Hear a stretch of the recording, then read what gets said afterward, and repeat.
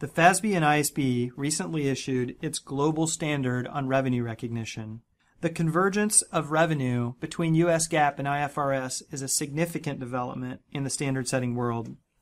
My name is Brian Schilb, and with me today I have Narayanan Balakrishnan, a partner on rotation in KPMG's Department of Professional Practice, and today we're going to talk about the impact of the revenue standard on the semiconductor industry. The core principle of the standard is that an entity recognizes revenue to depict the transfer of promised goods or services to customers in an amount that reflects the consideration to which the entity expects to be entitled in exchange for those goods or services. The standard includes a 5-step model to comply with that core principle. The first is to identify the contract with a customer.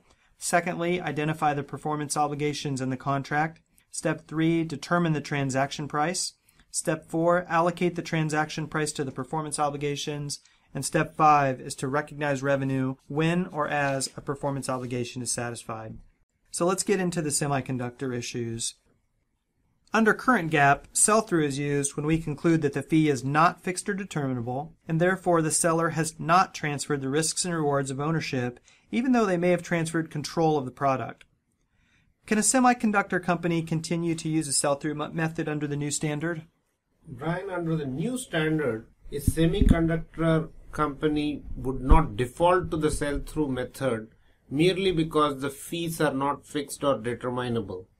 The semiconductor company may need to determine the total amount of consideration which it expects to be entitled and also judge whether there is a risk of significant reversal and based on that recognize revenue on a sell-in method. This is something which will result in revenue recognition on a sell-in method, but there will be a constraint that would have to be applied. Foundries fabricate wafers or produce semiconductors generally for an individual customer based on that customer's design specifications. Under current practice, the foundries typically recognize revenue and related costs at a point in time when the finished product is delivered to the customer. Would the current practice of point-in-time revenue recognition continue under the new standard? Under the new standard, semiconductor companies that produce goods specifically for an individual customer based on that customer's design and specification may be viewed as performing a fabrication service and therefore may recognize revenue over time as the services are being performed. There could be a change in practice here.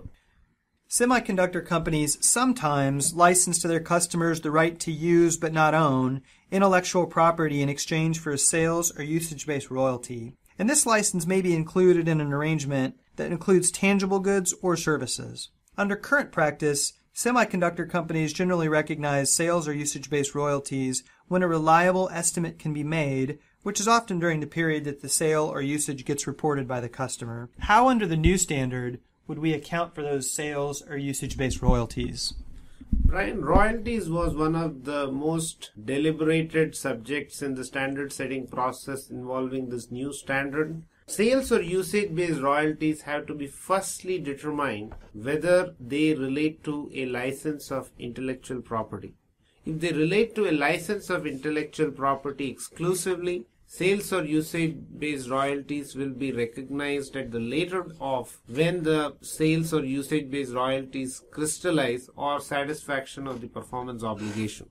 However, where sales or usage-based royalties do not relate to an intellectual property licensing transaction, they will have to be estimated under the variable consideration guidance and recognized subject to constraint.